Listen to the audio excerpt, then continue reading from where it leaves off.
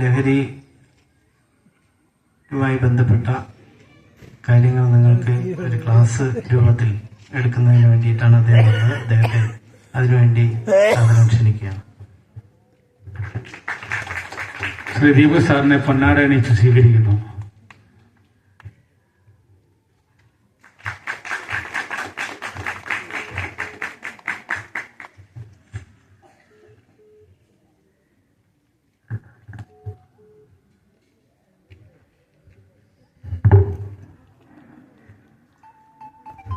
EKM arts and sports ക്ലബിന്റെ ഓണാഘോഷം വളരെ ഗംഭീരമായി നടക്കുന്നതാണെന്ന് നമുക്ക് മനസ്സിലായി. 3 ദിവസത്തെ പരിപാടിയാണ് നടന്നുകൊണ്ടിരുന്നത്. ഇന്ന് അവസാന ദിവസമാണ്. അപ്പൊ നമ്മുടെ ഇന്ന് ആരെ സ്നേഹിക്കുന്ന ഒരു ജനപ്രതിനിധിയാണ് നിങ്ങൾക്ക് ഇവിടെ ഉള്ളത് എന്ന് എനിക്ക് അദ്ദേഹത്തോട് സംസാരിക്കുമ്പോൾ മനസ്സിലായിട്ടുണ്ട്. അതുപോലെ തന്നെ ഇവിടുത്തെ മറ്റുള്ളവരെല്ലാം ഈ യോഗം സ്വാഗതം പറഞ്ഞ ശ്രീ മണികണ്ഠൻ, അതുപോലെ അധ്യക്ഷൻ മാടവമ്പ ശ്രീ സിബി, ഉദ്ഘാടനം ചെയ്ത ബഹുമാനപ്പെട്ട ഡോക്ടർ ടി മുരുകദാസ് സാർ, അദ്ദേഹം നന്നായിട്ട് നമ്മുടെ ഓണത്തെക്കുറിച്ചും അതുപോലെ ഇപ്പോഴത്തെ പ്രശ്നങ്ങളെക്കുറിച്ചും ഒക്കെ നന്നായിട്ട് സംസാരിച്ചു. ഞാനും നല്ലപോലെ അത് കേട്ടുകൊണ്ടിരിക്കുകയായിരുന്നു. അതുപോലെ ആശംസകൾ പറഞ്ഞ പ്രസിഡന്റ്, പഴയകുന്ന് പഞ്ചായത്ത് പ്രസിഡന്റ് സരും, അതുപോലെ ബാക്കി വിശിഷ്ട വ്യക്തികൾ, ഈ മറ്റുള്ള സാംസ്കാരിക സാമൂഹിക തലത്തിൽ പ്രതിഭ തെളിയിച്ചിട്ടുള്ള ഇവിടെ സന്നിഹിതരായിട്ടുള്ള വ്യക്തികൾ എല്ലാവർക്കും, അതുപോലെ എൻ്റെ മുന്നിലുള്ള സഹോദരി സഹോദരന്മാരെ, കുട്ടികളെ, ഞാൻ കിളിമാനൂർ എക്സൈസ് റേഞ്ച് ഓഫീസിൽ വർക്ക് ചെയ്യാണ്. ഇപ്പോൾ ഞാൻ നേരത്തെ കുറച്ച് ഒരു 6-7 മാസം അവിടെ ഉണ്ടായിരുന്നു. അതിനുശേഷം കൊട്ടാരക്കരയ്ക്ക് ട്രാൻസ്ഫർ ആയി. അതിനുശേഷം വീണ്ടും ഇവിടെ പോസ്റ്റ് ചെയ്യാറുണ്ട്. അപ്പോൾ ഈ പറഞ്ഞു വന്ന ഒരു ലഹരിയുടെ വിഷയം, അത് വളരെ വലിയ വിപത്തായിട്ട് നമ്മുടെ സമൂഹത്തിൽ മാറിക്കൊണ്ടിരിക്കുകയാണെന്നുള്ളത് നിങ്ങൾക്ക് എല്ലാവർക്കും, എന്നെപ്പോലെ നിങ്ങൾക്ക് എല്ലാവർക്കും പരിചിതമാണ്. കാര്യം എന്ന് പറഞ്ഞാൽ ഇറങ്ങുമ്പോഴെല്ലാവരും ആൾക്കാർ പറയുന്നത്, സാർ നിങ്ങൾ അത് കാണുന്നില്ലേ, ഇത് കാണുന്നില്ലേ, അവിടെ അത് നടക്കുന്നു, ഇത് നടക്കുന്നു. നമ്മളുടെ ആ ഒരു സംവിധാനം വെച്ച് പോലും അതിനെ എന്താണ് കറക്റ്റായിട്ട് തടയിടാനായിട്ടുള്ള ഒരു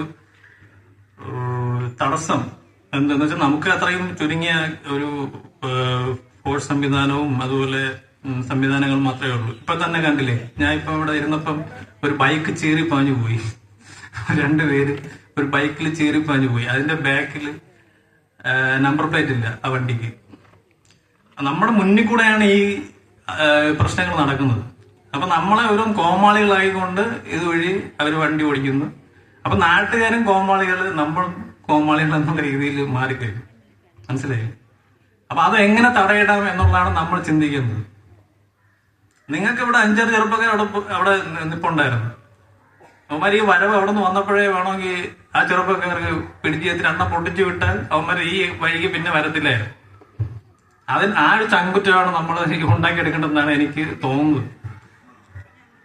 കാരണം ഇവിടെ ഇത്രയും കുട്ടികൾ ഇരുന്ന് അവർ ആ ഒരു ഡയറക്ഷൻ ചെറുതായിട്ടൊന്ന് മിസ് ചെയ്തിരുന്നെങ്കിൽ ആ വണ്ടി ഈ ഇവിടെ ഇരിക്കുന്ന സ്ത്രീകളുടെ മേൽ പാഞ്ഞു കയറിയാണ്. നമ്മളുടെ കുട്ടികളും നമ്മളുടെ സഹോദരിമാരും അമ്മമാരും ഒക്കെയാണ് ഇവിടെ ഇരിക്കുന്നതെന്നുള്ള ഓർമ്മ നമുക്കില്ലാതെ പോയി എന്നുള്ളതാണ് അവിടെ നിൽക്കുന്ന ചെറുപ്പക്കാരെ കുറിച്ച് എനിക്ക് പറയാം.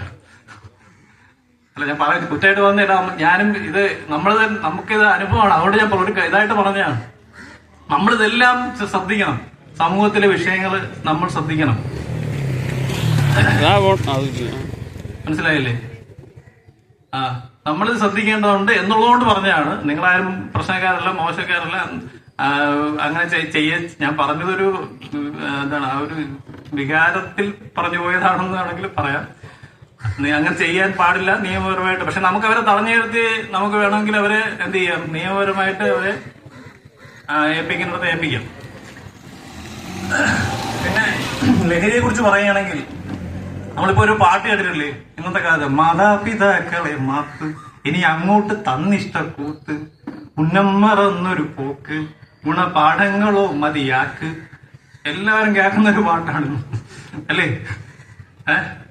എല്ലാവരും ധാരാളം കുട്ടികൾ ഏറ്റവും കൂടുതൽ കാണുന്നത് കേട്ടതായിട്ടുള്ള പാട്ടാണ്. ഈ പാട്ടിന്റെ അർത്ഥം നമ്മൾ ചിന്തിച്ചു നോക്കുക. ആ വരികളിലൂടെ കടന്നു പോകാൻ മനസ്സിലാവും എന്താണെന്ന്. എന്താ പറഞ്ഞാല് മാതാപിതാക്കളെ മാപ്പ് എന്ന് പറയുന്നത് സത്യസന്ധമായ ഒരു കാര്യമാണ്. ഇന്നത്തെ കുട്ടികൾ എവിടെയെങ്കിലും പോയി കഴിഞ്ഞാൽ അവര് കാണിക്കുന്ന കാര്യങ്ങള് മാതാപിതാക്കൾ കേട്ടാൽ അവര് അപ്പോഴും ഹൃദയസമ്പന്നം വീഴും. ആ രീതിയിലുള്ള ഒരു രീതിയാണ്. പണ്ട് നമ്മൾ പറയും നാട്യപ്രധാനം നഗരം ദരിദ്രം, നാട്ടിൻപുറം നന്മകളാൽ സമൃദ്ധം എന്ന് പറയും.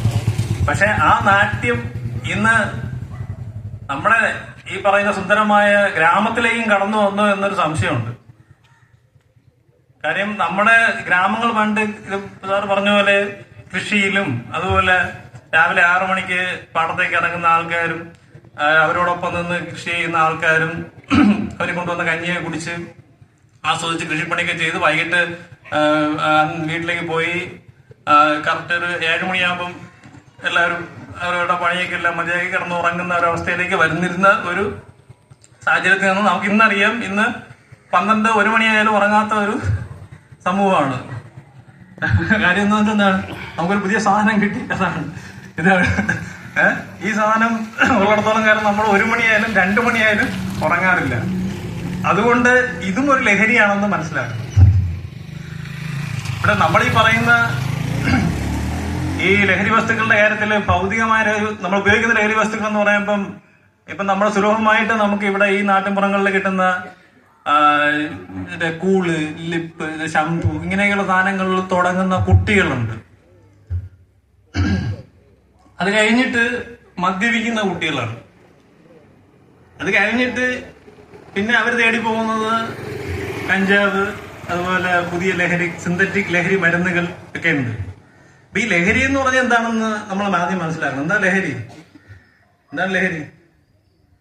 അതായത് നമ്മളുടെക്ക് ദോഷം ഉണ്ടാകും എന്ന് അറിഞ്ഞുകൊണ്ട് നമ്മുടെ തലച്ചോറ് നമ്മളെ കമ്പൽ ചെയ്യുന്ന, അതായത് നമ്മളെ തലച്ചോറ് എന്ന് പറഞ്ഞാൽ നമ്മുടെ ബുദ്ധി, അതാണ് ഉദ്ദേശിക്കുന്നത്. നമ്മുടെ ബുദ്ധി നമ്മളോട് പറയുകയാണ്, നീ അത് ഉപയോഗിക്കുക, ആ പദാർത്ഥം ഉപയോഗിക്കുക. നമ്മുടെ ശരീരത്തിന് ദോഷമാണ് നമുക്ക് അറിയാം, എന്നിരുന്നാലും നമ്മുടെ ശരീരം, നമ്മുടെ ബുദ്ധി പറയുകയാണ് നീ അത് ഉപയോഗിക്കുക എന്നിങ്ങനെ പറഞ്ഞുകൊണ്ടിരിക്കുമ്പോൾ നമ്മൾ ഉപയോഗിക്കുന്നു. അതുപോലെ ഒരു പ്രവൃത്തി, നമ്മൾ ചെയ്യുന്ന പ്രവൃത്തി അത് നമുക്ക് ദോഷകരമാണെങ്കിൽ നമ്മളോട് പറയുകയാണ് നീ അത് ചെയ്യുക. നമ്മുടെ ബുദ്ധി പറഞ്ഞുകൊണ്ടിരിക്കുന്ന എന്താണ്? ലഹരിയാണ്. ഇനി ലഹരിയിൽ നിന്ന് മുക്തരായ ആരെങ്കിലും ഇവിടെ ഉണ്ടോ? എന്തെങ്കിലും തരത്തിലുള്ള ലഹരി എല്ലാവർക്കും കാണും. അത് ഏത് അവസ്ഥയിൽപ്പെട്ട ലഹരിയാണ് എന്ന് നിശ്ചയിക്കുമ്പോഴാണ് നമുക്ക് നല്ലൊരു ജീവിതം ഉണ്ടാകുന്നത്. അല്ലെങ്കിൽ നമുക്ക് നല്ലൊരു സാമൂഹ്യ ജീവിതം ആയാലും ശരി, നമ്മുടെ കുടുംബ ജീവിതം ആയാലും ശരി ഉണ്ടാകുന്നത്. ആ ഒരു ലഹരി എന്ന് പറയുമ്പോൾ നമ്മൾ ചിലവർക്ക് സംഗീതം വളരെ ലഹരിയായിരിക്കും. അത് എപ്പോഴും സംഗീതം കേട്ട് പാട്ടുകൾ പാടുക, അങ്ങനെയുള്ള ലഹരി. അത് നമുക്കൊരു തെറ്റെന്ന് പറയാൻ പറ്റുമോ? ഇല്ല, അത് നമുക്ക് തെറ്റെന്ന് പറയാൻ പറ്റില്ല. അത് നമുക്ക് എൻജോയ്മെന്റ് ആണ്, അതുപോലെ കേൾക്കുന്നവർക്കും അതൊരു എൻജോയ്മെന്റ് ആണ്. അതുപോലെ ഒരു സ്പോർട്സ് കളിക്കുന്ന ഒരു ഇൻഡിവിജ്വൽ ഗെയിംസ് ആയാലും ശരി, അല്ലാതെ ഗ്രൂപ്പായിട്ട് കളിക്കുന്നതായാലും ശരി, ഫുട്ബോൾ, അതുപോലെ ചെസ്, അല്ലേ? ഇപ്പൊ ചെസ് കളിക്കുന്നവരൊക്കെ ഉണ്ട്, നിരന്തരം ചെസ് കളിച്ചുകൊണ്ടിരിക്കും, അല്ലേ? അവർ ആ ഒരു തന്നെ കോൺസെൻട്രേറ്റ് ചെയ്തുകൊണ്ടിരിക്കും. അപ്പൊ ആ ലഹരിയൊക്കെ അത് ലഹരിയാണ്. പക്ഷെ അതിനൊന്നും നമ്മൾ ഈ പറയുന്ന ഒരു നമ്മളെ ശരീരത്തെ ആക്രമിക്കുന്ന തരത്തിലോ അല്ലെങ്കിൽ നമ്മുടെ മനസ്സിനെ കീഴടക്കുന്ന തരത്തിലോ ഉള്ള ഒരു ഒരു സ്വഭാവം ഉള്ളതായിട്ട് നമ്മളില്ല. അതുപോലെ ഈ പറയുന്ന ലഹരി എന്ന് പറയുമ്പോൾ നമ്മള് ഇവിടെ ഇരിക്കുന്ന എന്റെ മുന്നിരിക്കുന്ന നമ്മുടെ സഹോദരിമാരും അമ്മമാരും ഒക്കെ എന്ന സീരിയലാണ് മിക്കവാറും. എല്ലാരും കാണുമെന്ന് എനിക്കറിയത്തില്ല, കുറച്ചുപേരെ കാണുമായിരിക്കും, അല്ലേ? അപ്പൊ അത് ഒരു ദിവസം കണ്ടില്ലെങ്കിൽ എന്തോ പോലെ ഇനി അടുത്തത് എന്തായി, അവൻ അവളെ കണ്ടു എന്നൊക്കെയുള്ള ഒരു ആകാംക്ഷ, അല്ലേ? അതും ഒരു ലഹരിയാണ്. ഒരു ദിവസം കണ്ടില്ലെങ്കിൽ നമ്മൾ കറണ്ട് ഇല്ലെങ്കിൽ മൊബൈലിലെങ്കിലും തപ്പി പിടിച്ച് കാണും, അമ്മയൊക്കെ വീട്ടിൽ കാണുന്നതാണ് എന്ന് പറഞ്ഞു. അതും ഒരു ലഹരിയാണ്. അപ്പൊ നമ്മൾ ഈ ലഹരിയുടെ കാര്യം പറയുമ്പോ ചായ കുടിക്കുന്നത് പോലെ ഒരു ലഹരിയാണ്. നമുക്ക് എല്ലാ ദിവസവും ചായ കുടിച്ചില്ലെങ്കിൽ ഒരു ചെറിയ എന്തോ ഇത്. അത് കാരണം അതിലൊരു തേയിൻ എന്ന് പറയുന്ന ഒരു പദാർത്ഥം അടങ്ങിയിട്ടുണ്ട്, കഫീൻ എന്ന് പറയുന്ന ഒരു പദാർത്ഥം അടങ്ങിയിട്ടുണ്ട്. അത് നമ്മളുടെ ബ്ലഡിൽ എത്തുമ്പോൾ ഈ സാധനം പിറ്റേ ദിവസം അതേ ടൈമിൽ ചോദിക്കും, എത്തിയില്ലല്ലോ, കഫീൻ വന്നില്ലല്ലോ, അല്ലെങ്കിൽ തേയിൻ വന്നില്ലല്ലോ എന്ന് ചോദിക്കും. അതുകൊണ്ടാണ് നമുക്ക് ആ ഒരു ഉന്മേഷക്കുറവ്. അതൊരു ലഹരിയാണ്. പക്ഷെ ഇതിനെയൊക്കെ നമുക്ക് നിയന്ത്രിക്കാൻ പറ്റും. പക്ഷെ ഞാൻ നേരത്തെ പറഞ്ഞ ഇതിനെയൊക്കെ നിയന്ത്രിക്കാൻ പറ്റും. പിന്നെ പോസിറ്റീവായിട്ട് മാറ്റാനും പറ്റും, അല്ലേ? പോസിറ്റീവായിട്ട് നമുക്ക് കൊണ്ടുപോകാനും പറ്റും അങ്ങനെയുള്ള ലഹരികൾ. മൊബൈലിൽ കൂടുതൽ നേരം ഗെയിംസ് അങ്ങനെയുള്ള കാര്യങ്ങൾ കളിക്കുന്ന കുട്ടികളുണ്ട്. അത് നല്ലതല്ല. ഇപ്പൊ ഒരാള് അതിന് അടിമയായി എന്ന് മനസ്സിലാക്കുന്ന എപ്പോഴാന്ന് വെച്ചാൽ, നമ്മളിപ്പോ ഒരു മൊബൈലിൽ ഇൻവോൾവ് ആയിരിക്കുന്ന ഒരു കൊച്ചിനോട് ഡേ വാടാ ചോറിന് സമയമായി എന്ന് വിളിക്കുമ്പോ പിന്നെ മതി, അല്ലെങ്കിൽ അവൻ മിണ്ടനില്ല, റൂമിൽ അടച്ച് പൂട്ടിയിരിക്കുകയാണ് എങ്കിൽ മനസ്സിലായിക്കൊണ്ട് അവൻ അതിന് അടിമപ്പെട്ടു. 3-ാം പ്രാവശ്യം വിളിച്ചാലും അവനൊരു കുലുക്കവും ഇല്ല, അവൻ വരത്തില്ല. അവൻ വരും, ഞാൻ അമ്മ ഏതാ എത്തി എത്തി എത്തി എന്ന് പറഞ്ഞുകൊണ്ടിരിക്കുകയുള്ളൂ. അപ്പൊ അത് ശ്രദ്ധിക്കണം. അപ്പൊ അവൻ ഈ ഗെയിംസിലൂടെ കടന്നു പോകുമ്പോഴെന്ന് പറഞ്ഞാൽ അത് ചെറിയ ഗെയിംസ് കളിക്കുമ്പോൾ അതിൽ പല ചതിക്കുഴികളുണ്ട്. അവിടെ നമുക്ക് സാമ്പത്തികമായ പ്രശ്നങ്ങളുണ്ട്, അതുപോലെ നമ്മളെ ചൂഷണം ചെയ്യുന്ന തരത്തിലുള്ള ഗെയിംസ് ഉണ്ട്. കുട്ടികളൊക്കെ അത് മനസ്സിലാക്കണം. പലതരത്തിൽപ്പെട്ട ഗെയിംസുകൾ ഈ മൊബൈലിൽ അവൈലബിൾ ആണ്. അപ്പൊ അതൊക്കെ രക്ഷിതാക്കളും മനസ്സിലാക്കണം. നമ്മുടെ കുട്ടി എന്താണ് അതിൽ ചെയ്യുന്നതെന്ന് രക്ഷിതാക്കളും മനസ്സിലാക്കണം.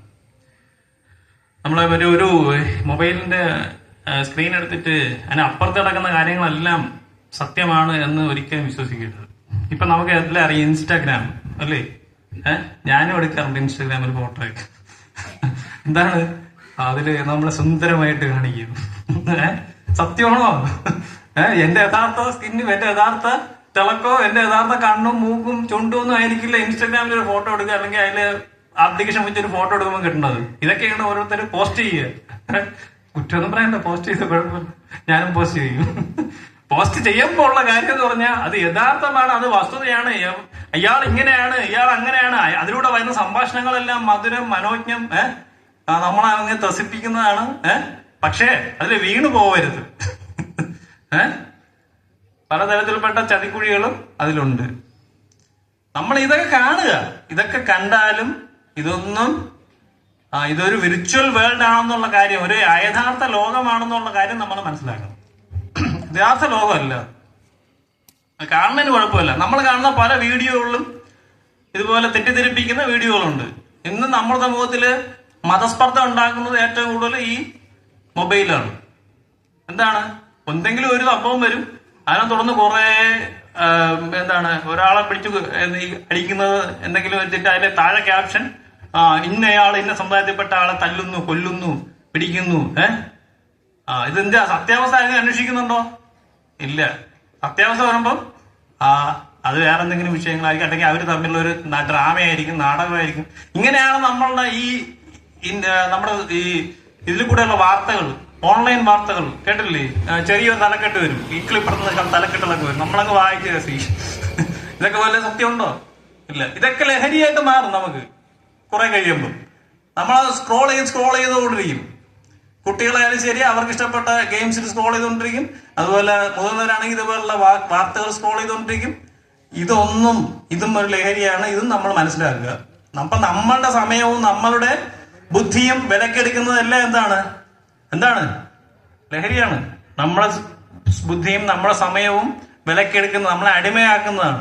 അത് ലഹരിയാണ്. അപ്പൊ നമ്മൾ പറഞ്ഞു വന്ന ലഹരി അത് നമ്മൾ കൈകാര്യം ചെയ്യണം. നമുക്കിപ്പം കൈകാര്യം ചെയ്യാൻ പറ്റുന്ന ലഹരി എന്ന് പറയുന്നത്,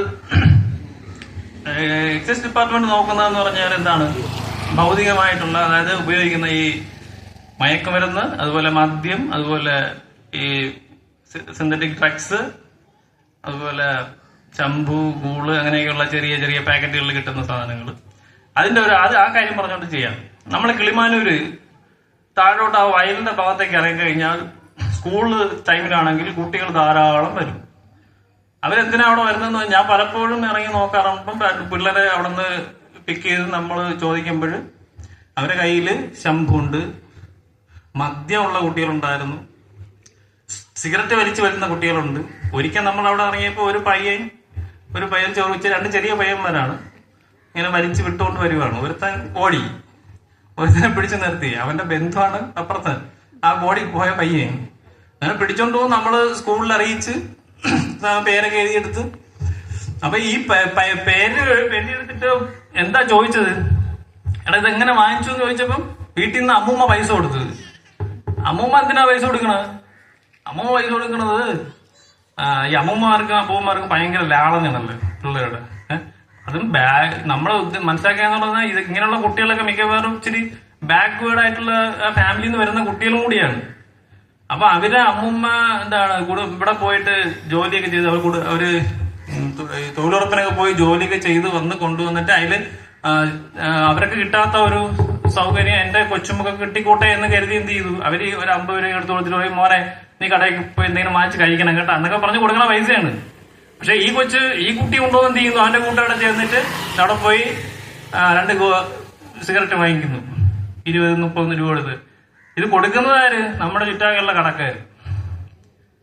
നമ്മുടെ ചുറ്റാകെയുള്ള നമ്മൾ ചിലപ്പോൾ നമുക്ക് അറിയാവുന്ന കടക്കാരാണ് കൊടുക്കുന്നത്. ഈ കടക്കാരിൽ നിന്നാണ് നമ്മൾ സാധനങ്ങൾ വാങ്ങിക്കുന്നത്. നമ്മുടെ കുട്ടികൾക്ക് സിഗരറ്റ് കൊടുക്കുന്നു, നശിപ്പിക്കുന്നു. അല്ലെങ്കിൽ നമ്മളെ കുട്ടികൾക്ക് ശമ്പു കൊടുക്കുന്നു, നശിപ്പിക്കുന്നു. കോട്ട്പ ആക്ട് ഉണ്ട്, 2003 കോട്ട്പ ആക്ട് വന്നത്. അതിൽ ഫൈൻ എന്ന് പറഞ്ഞാൽ സാറ് നേരത്തെ പറഞ്ഞ നമ്മളെ മെമ്പർ പറഞ്ഞ പോലെ തുച്ഛമായ ഫൈനുകൾ അടിച്ച് അവരെ കൊടുക്കുക എന്നുള്ളതല്ലാതെ അതിൽ പിന്നീട് ചെയ്യാൻ പറ്റുന്നത് തദ്ദേശ സ്വയംഭരണ സ്ഥാപനങ്ങൾക്ക് ആ കടകൾക്കെതിരെ പ്രവർത്തിക്കാന്നുള്ളതാണ്. നമ്മൾ കത്ത് കൊടുത്തിട്ടുണ്ട് ചില കടകൾക്കെതിരെ. ആ കടകളുടെ ലൈസൻസ് ഇല്ലെങ്കിൽ ലൈസൻസ് കട്ട് ചെയ്യുക, ലൈസൻസ് ഉണ്ടെങ്കിൽ കട്ട് ചെയ്യുക. പിന്നെ ഇതേപോലെ സാമൂഹികമായിട്ടൊരു മുന്നേറ്റം അതിനെതിരെ ഉണ്ടാവണം. എന്നാൽ മാത്രമേ ഇതിൽ നിന്ന് കുട്ടികൾ രക്ഷപ്പെടൂ. അല്ലാതെ രക്ഷപ്പെടുമെന്ന് എനിക്ക് തോന്നുന്നില്ല. ഇതിങ്ങനെ നടന്നുകൊണ്ടിരിക്കും. അവര് തന്നെ പറയും കഴിഞ്ഞ അവൻ വീണ്ടും തുടങ്ങി എന്ന് പറയും. അപ്പൊ നമ്മളെല്ലാവരും അതിൽ ഇൻവോൾവ് ആവണം, നമ്മുടെ കുട്ടികൾ. പിന്നെ ഇതുപോലെ തന്നെ ഒരു കുട്ടിയുടെ കേസ് എടുത്ത് നോക്കിയപ്പോ ആ കൊച്ചിന്റെ രക്ഷകർത്താവ് ഉപയോഗിക്കുന്നതാണ് ആ കൊച്ചു എടുത്ത് ഉപയോഗിക്കുന്നത്. അപ്പൊ നമ്മളെ വീടുകളിലും ഇത് ഉപയോഗിക്കുന്നുണ്ട്. അപ്പൊ രക്ഷകർത്താവ് ഉപയോഗിച്ചോണ്ടിരുന്നത് എവിടെ തിരുവി കയറ്റി ഇവിടെ വെച്ചിരുന്ന് നമ്മുടെ കുട്ടികൾക്ക് വീട്ടിലൊരു ശീലമുണ്ട്, നമ്മളെ മക്കളാണ്. ആലോചിക്കുക, എല്ലാരും ആലോചിക്കുക, ഇത് എന്റെ വിത്താണെന്ന് ആലോചിക്കുക. അവൻ എന്ത് ചെയ്യും, അല്ലെങ്കിൽ അവൾ എന്ത് ചെയ്യും, ഇതെല്ലാം തപ്പും. കുട്ടികൾ തപ്പും. ഇത് നിങ്ങൾക്കറിയില്ല, നിങ്ങൾ എവിടെ എടുത്ത് വെച്ചാലും അവര് തപ്പും. തപ്പുമ്പോ അവര് കിട്ടും. അവര് ഒരെണ്ണം എടുത്ത് വയ്ക്കും, ബാക്കിയെ വച്ചിട്ട് പോകും. നമ്മളറിയുന്നുണ്ടോ? ഇല്ല, ആരും അറിയില്ല. അപ്പൊ ഇങ്ങനെ തുടങ്ങുന്ന ശീലം സ്വന്തം ഇനിയിപ്പോ എന്തിനെപ്പോട്ട് സ്വന്തം മാമൻ എന്ന് പറയുന്ന ആൾക്കാര് ബിയർ കൊടുത്ത് പരിശീലിച്ച കുട്ടികളും ഉണ്ട്. ബിയർ അവരെ മദ്യപിച്ചുകൊണ്ടിരിക്കുമ്പോ എന്നാടാ നീയും കൂടെ ഒന്ന് ഒഴിച്ച് കുടി എന്നും പറഞ്ഞെടുത്ത് കൊടുത്ത് ശീലിപ്പിക്കുന്ന ബന്ധുക്കളും ഉണ്ട്. അപ്പൊ ഇതെല്ലാം നമ്മുടെ സമൂഹത്തിൽ സംഭവിക്കുകയാണ്. അപ്പൊ ഇതിനൊരു മാറ്റം വരണമെങ്കിൽ നമ്മൾ കുടുംബത്തിൽ നിന്നും മാറ്റം ഉണ്ടാവണം എന്നുള്ളതാണ് അതിൽ പ്രധാനമായിട്ട് പറയാനുള്ളത്. അതുപോലെ ഈ ഒരു കൂട്ടായ്മയും ഒക്കെ ഇരുന്ന് ആലോചിച്ച് അതിനൊരു ആക്ഷൻ പ്ലാൻ തയ്യാറാക്കണം. അപ്പൊ അങ്ങനെ ആക്ഷൻ പ്ലാൻ തയ്യാറാക്കി അത് പ്രാവർത്തിയാക്കുക. ഇതൊക്കെയാണ് നമുക്ക് ചെയ്യാൻ പറ്റുന്ന കാര്യങ്ങൾ. അതൊക്കെ ചെയ്യാൻ പറ്റും, ചെയ്യാൻ പറ്റാതെയൊന്നുമില്ല. ഇങ്ങനെയുള്ള ആൾക്കാരെ ഒറ്റപ്പെടുത്തുക. നമുക്കറിയാം ആരാണെന്ന്, അത് ചെയ്യുന്ന ആരാണ്. അവരെ ഒറ്റപ്പെടുത്തുക. അവരെന്തിന്? അവർ നമുക്ക് എന്തെങ്കിലും സഹായം ചെയ്യുന്നുണ്ടോ? ഉണ്ടോ? അവര് നമ്മളെ കുടുംബത്തിനും നമ്മുടെ സമൂഹത്തിനും ദോഷമല്ലാതെ അവർ വേറൊന്നും ചെയ്യുന്നില്ല അവിടെ. അപ്പൊ അവരെ ഒറ്റപ്പെടുത്തേണ്ടത് ഒറ്റപ്പെടുത്തുക തന്നെ വേണം. അപ്പൊ കുട്ടികള് സ്കൂളിൽ പോയിട്ട് വന്നാല് അവരെ ശ്രദ്ധിക്കേണ്ടത് എന്താ? പെട്ടെന്ന് ഒരു പയ്യൻ പഠിക്കാനായിട്ട് ബ്രില്യന്റ് ആയിരുന്നു. അപ്പൊ പെട്ടെന്ന് എന്ത് ചെയ്യുന്നു? ഡൗൺ ആവുന്നു. ഇപ്പം പറഞ്ഞായിരുന്നു ഒരു അനുസരണയില്ല, അല്ലെങ്കിൽ ഒരു മൊബൈലിൽ പെട്ടെന്ന് എപ്പോഴും മൊബൈലിലാണ്. അതുപോലെ എപ്പോഴും ക്ഷീണിച്ചൊരവസ്ഥ, ഭക്ഷണം കഴിക്കാൻ വരുന്നില്ല, വെള്ളം കുടി കൂടുതൽ, അല്ലെങ്കിൽ ബാത്റൂമിൽ കയറിയാൽ ഇറങ്ങാൻ താമസം, ഇങ്ങനെയൊക്കെയുള്ള ഇപ്പൊ എപ്പോഴും ഒരു ചുമ്മാ ഇരുന്ന് വിയർക്കുക, ഇങ്ങനെയൊക്കെയുള്ള ഇതൊക്കെ വരുമ്പോൾ കുട്ടികളെ ശ്രദ്ധിക്കണം. ഇതൊക്കെ ആങ്സൈറ്റി ഡിസോർഡേഴ്സ് ആണ്. എന്താണ്? അവരിലൊരു ഉത്കണ്ഠ രൂപപ്പെട്ടു വരിക. ഉത്കണ്ഠ പല കാരണങ്ങൾ കൊണ്ടും ഉണ്ടാവാം, അല്ലേ? അതിൽ ഉത്കണ്ഠ ഉണ്ടാകുന്ന പ്രധാനപ്പെട്ട കാരണം ലഹരി ഉപയോഗം കൂടെ. ഉത്കണ്ഠ ഒരു മാനസിക സമ്മർദ്ദം ഉണ്ടെങ്കിലും ഉണ്ടാവൂലേ? നമുക്ക് സ്കൂളിലെ ഒരു അന്തരീക്ഷം എന്താണ്, പഠന ഭാരം കൂടുതലാണെങ്കിലും കുട്ടികൾക്ക് ഉത്കണ്ഠയുണ്ട്. അത് നമ്മൾ മനസ്സിലാക്കണം. അപ്പൊ അവിടെ അത് നമ്മൾ ഇടപെടണം. അപ്പൊ അതുപോലെ ഈ ലഹരി ഉപയോഗം വന്നാലും ആ ഉത്കണ്ഠ ഉണ്ടാവും. പെട്ടെന്ന് ഭയങ്കര തുള്ളിച്ചാടി അടക്കുക, എന്നിട്ട് അടുത്ത നിമിഷം പോയി ഡെസ്പായിട്ടിരിക്കുക. ഇതൊക്കെ ശരിയായ സന്തുലിതാവസ്ഥയുള്ള വൈകാരിക നിലയുള്ള ഒരു മനസ്സിന്റെ ലക്ഷണമല്ല. ആൾക്കാര് ലഹരി ഉപയോഗിച്ചാലും അങ്ങനെ തന്നെയാണ്. ലഹരി ഉപയോഗിച്ചു കഴിഞ്ഞാൽ ഭയങ്കര സ്നേഹം, മക്കളെ മോളെ മോനെ എന്നൊക്കെ വിളിക്കും അല്ലേ? അവരുടെ ആ ഒരു കൺട്രോൾ, മാനസികമായ വൈകാരിക നിയന്ത്രണം നഷ്ടപ്പെടുന്നതുകൊണ്ടാണ് അങ്ങനെ സംഭവിക്കുന്നത്. അതുപോലെ തന്നെ സ്നേഹം കൂടുതലായിരിക്കും, അതുപോലെ തന്നെ ദേഷ്യം കൂടുതലായിരിക്കും. അപ്പൊ ഏതിലാണോ അവരെ അടിമപ്പെടുന്നത് ആ സമയത്ത് ഒരു വികാരം ഉണ്ടാകുന്നത്, അത് അവർക്ക് നിയന്ത്രിക്കാൻ പറ്റുന്ന സ്ഥിതിയിലേക്ക് മാറും. ഇപ്പൊ കഴിഞ്ഞ ദിവസം തന്നെ ഈ പറഞ്ഞിട്ടിരുന്ന ഒരു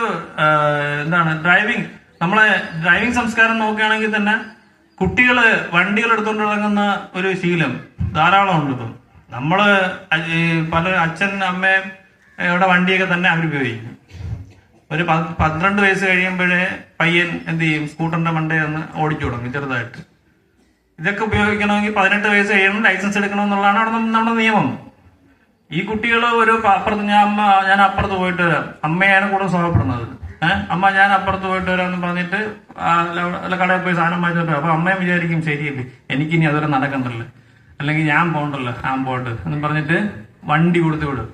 ഈ വണ്ടി കൊണ്ട് അവൻ അപ്പുറത്ത് പോകുന്നവൻ പിന്നെ അപ്പുറത്ത് ജില്ലയിലായിരിക്കും പോയി നിൽക്കുന്നത്. അവരുടെ സ്വഭാവം അങ്ങനെയാണ്. ആ വണ്ടി കൊണ്ട് അവന്റെ കൂട്ടുകാരുമായിട്ട് പിന്നെ വണ്ടി കണ്ടിറങ്ങിയ കൂട്ടുകാർ ഇഷ്ടം പോലെ കിട്ടും. ഒരു 3-4 കൂട്ടുകാരെ കിട്ടും. എന്റെ ബാക്കിൽ 1, 2, 3, 4, പിന്നെ ഇടയ്ക്ക് എണ്ണി വയ്ക്കാൻ ഒരുത്തനോടെ കാണാം 5. ആദ്യം എണ്ണപ്പോ 1, 2, 3, 4, പിന്നെ സൂക്ഷിച്ചെണ്ണി കഴിഞ്ഞാൽ ഒരുത്തനോടെ കാണാം 5. ഈ രീതിയിലൊക്കെയാണ് വണ്ടിയിൽ പോകുന്നത്. അത് ഒരു 6 മണി കഴിയുമ്പോഴൊക്കെയാണ് ഇവരുടെ സഞ്ചാരം. ഉച്ചയ്ക്ക് ഒരു 6 മണി കഴിയുമ്പോഴാണ് ഇവരിങ്ങനെ പോകണം. കാരണം ഇരുട്ടൊക്കെ വീഴും, പിന്നെ പെട്ടെന്ന് തിരിച്ചറിയില്ല, വണ്ടി വിട്ടടിച്ച് പോകും, ആരും നോക്കൂല. അപ്പൊ ഇങ്ങനെയുള്ള പ്രവണതകൾ നമ്മുടെ വീടുകളിൽ ശ്രദ്ധിക്കുക. അവരുടെ സുഹൃത്തുക്കൾ ആരെന്ന് നമ്മൾ തിരിച്ചറിയണം. അവരെ സുഹൃത്തുക്കൾ ആരെന്ന് അച്ഛനും അമ്മയും അറിഞ്ഞിരിക്കണം. അറിഞ്ഞില്ലെങ്കിൽ ഉള്ള കാര്യം, അവരെന്തെങ്കിലും ഒരു അപകടത്തിൽ നിന്ന് വീഴുമ്പോഴായിരിക്കും നമ്മൾ അറിയണം. മനസ്സിലായില്ലേ? അപ്പോ അതുപോലെയുള്ള കാര്യങ്ങൾ ഉപയോഗിച്ചുകൊണ്ടിരുന്ന 10 വർഷം 20 വർഷം തടവ് ശിക്ഷ ലഭിക്കുന്ന കുറ്റങ്ങളാണ്. അതുപോലെ അത് കൈ വെച്ചിരുന്നാൽ തന്നെ തടവ് ശിക്ഷയും ഫൈനും ഒക്കെ ലഭിക്കുന്ന കുറ്റങ്ങളാണ്. ചെറിയ അളവിൽ പോലും അത് കൈ സൂക്ഷിക്കാൻ പാടില്ല. അതുപോലെ കൃത്രിമ ലഹരികൾ ഇന്നത്തെ കാലത്ത് ഞാൻ നേരത്തെ പറഞ്ഞ പോലെ എല്ലാ കുട്ടികളും ബാഗുകളൊക്കെ വൈകിട്ട് വരുമ്പോൾ ജസ്റ്റ് ഒന്ന് നോക്കുക. അത് ഫ്രണ്ട്ലി ആയിട്ട് തന്നെ നോക്കണം. ഫ്രണ്ട്ലി ആയിട്ട്, അതായത് നീ കൊണ്ടുവിടാ, ബാഗ് ഇവിടെ കൊണ്ടുവിടാ, തുറക്കും, ഇങ്ങനെയൊക്കെ പറഞ്ഞു കഴിഞ്ഞാല് അവരെ ഒരു ലക്ഷണം അവർക്കെന്തോ തെറ്റ്, അവരൊന്നും തെറ്റ് ചിലപ്പോൾ തെറ്റും ചെയ്യാത്തവരായിരിക്കും. അവരെന്തോ ഞാൻ മോശക്കാരനാണെന്നുള്ള ഒരു വ്യക്തി അതിശയം പോലെ തോന്നും. അതും ചിലപ്പോൾ എന്ത് ചെയ്യും, തെറ്റായ കൂട്ടുകെട്ടിലേക്ക് നയിക്കാം. നമ്മൾ അവരെ സ്നേഹിക്കുക, അവരെ കൂടെ നിൽക്കുക. അവർക്ക് എന്തെങ്കിലും പ്രതിസന്ധി ഉണ്ടായാൽ തന്നെ, അവർക്ക് എന്തെങ്കിലും അബദ്ധം പറ്റിയാൽ തന്നെ അവരെ കൂടെ നിൽക്കാനുള്ള ഒരു മനസ്സോടുകൂടി വേണം അവരെ പരിചരിക്കാൻ രക്ഷകർത്താക്കള്. ഈ കഴിഞ്ഞ ദിവസം ഇതേപോലെ ഒരു സ്കൂളിൽ ചെന്നപ്പോൾ അവിടെ കുട്ടികള് ഇതേപോലെ ഈ സ്റ്റമ്പ് ഉപയോഗിക്കുന്നതായിട്ട് അവിടെ അധ്യാപകർ വിളിച്ചു പറഞ്ഞ് നമ്മൾ ചെന്നപ്പോൾ കുട്ടികളെല്ലാം നിൽപ്പുണ്ട്. അവരെ രക്ഷകർത്താക്കൾ വന്നപ്പം അതില് സാറ് തന്നെ പറഞ്ഞ് ചില രക്ഷകർത്താക്കളൊന്നും ഇത് അംഗീകരിക്കുന്നില്ല, എന്റെ കുട്ടി ഇത് ഉപയോഗിക്കത്തില്ല എന്നുള്ള നിലപാടാണ്. പക്ഷെ അവർക്കറിയാം അവര് കുട്ടി ഉപയോഗിക്കുന്നുണ്ടെന്ന് അറിയാം.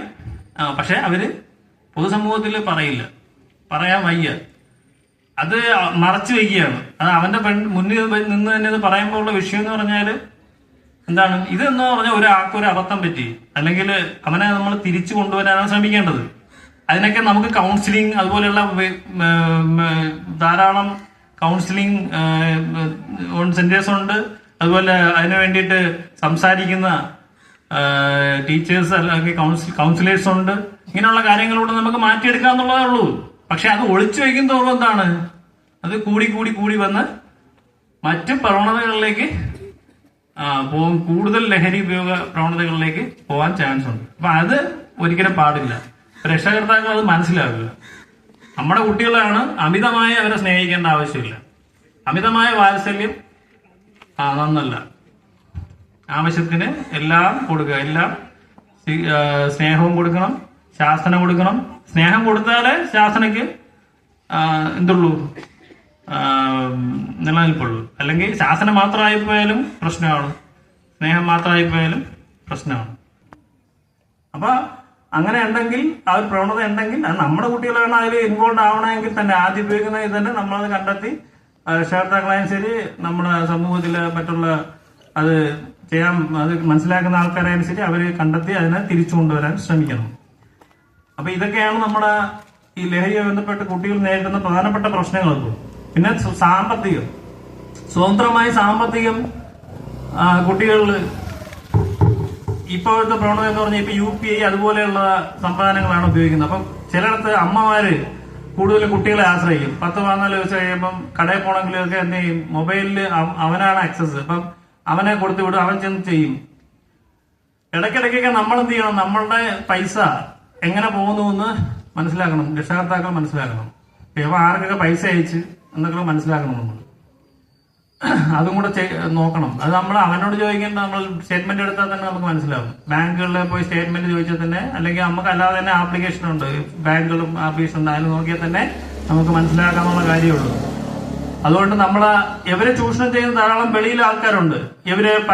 അവന്റെ പൈസയുണ്ട്, എന്ത് ചെയ്യാം, ഇവരെ നമുക്ക് ഉപയോഗിക്കാം. കാരിയറായിട്ട് ഉപയോഗിക്കുന്ന കുട്ടികളുണ്ട് ഇഷ്ടം പോലെ.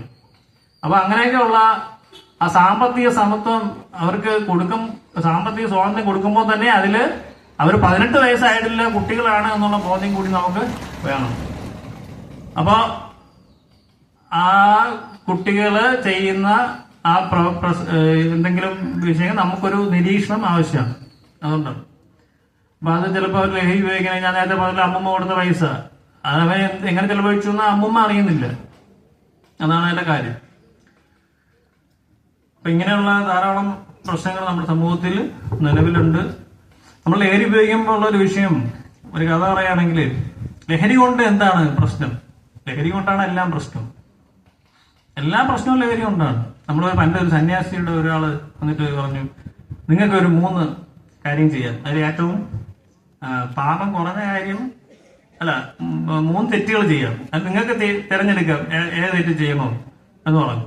അപ്പൊ അതില് ഒരു ഫുൾ ബോട്ടില് ലിക്കർ വെച്ചിട്ടുണ്ട്, പിന്നെ അടുത്തതൊരു തോക്കുണ്ട് വെച്ചിട്ടുണ്ട്. അത് തോക്ക് ഉപയോഗിച്ചിട്ടൊക്കെ വീടുകളെ വെടിവെച്ചു എല്ലാം.